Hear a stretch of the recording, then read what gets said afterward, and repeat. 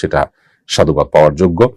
এবং এখান থেকে আরেকটি উপলব্ধি আমাদের হওয়া দরকার, সেটা হলো আমরা যারা নিজেদেরকে মুসলিম দাবি করছি, আমরা যে আসলে অনেক কিছুই অন্তত উদ্যোগ নিতে পারতাম, চেষ্টাটা অন্তত করতে পারতাম, এখান থেকে সেটা বোধ হয় নতুন করে আমাদের বোঝার সুযোগ হয়েছে। আল্লাহ তাআলা আমি সহ আমাদের সবাইকে আমাদের এই অক্ষমতার এই অচলায়তন এটা ভেঙে আল্লাহ তাআলা আমাদেরকে আমাদের সাধ্য অনুযায়ী যা করার আছে তার সর্বোচ্চটুকু করার তৌফিক দান করুন গাজাবাসীর মুক্তির জন্য। বিশেষ করে মুসলিম রাষ্ট্রপ্রধানগুলো তারা তাদের যে দায়িত্বশীলতার জায়গা আছে সেখান থেকে তারা আরো অনেক কিছু করবার সুযোগ আছে, সেটি তাদের করার তৌফিক আল্লাহ তাআলা দান করুন। এবং সমুদ ফ্লোটিলার এই গাজাবাসীর জন্য যে তাদের প্রচেষ্টা এবং প্রতিবাদ বা প্রতীকীভাবে হলেও তাদের পাশে দাঁড়াবার যে প্রচেষ্টা, এটাকে আল্লাহ তাআলা সাকসেস করুন, আমরা দোয়া করি।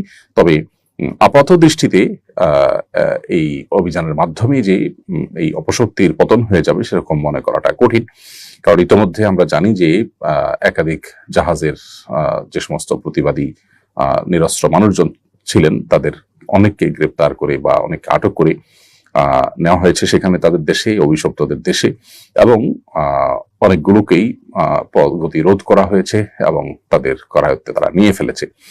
অতএব এখান থেকে খুব বেশি কিছু হয়তো হবে না, কিন্তু অন্তত আমরা যারা নিজেদেরকে মুসলিম দাবি করছি, মুসলিম বিশ্বের যে নেতারা আছে তাদের বিবেকে অন্তত একটা আঘাত এই সমুদ ফ্লোটিলার মধ্য দিয়ে হলো, যে কিছুটা হলেও সাধারণ মানুষ চেষ্টা করতে পারে, এবং এটাকে সামনে রেখে আমাদের আরো পরিকল্পনা পৃথিবীর বিভিন্ন প্রান্ত থেকে মানুষজনের করা উচিত। আল্লাহ রাব্বুল আলামিন গাজাবাসীর মুক্তি ত্বরান্বিত করুন, আমরা সেই দোয়া রব্বে কারীমের কাছে নিবেদন করছি।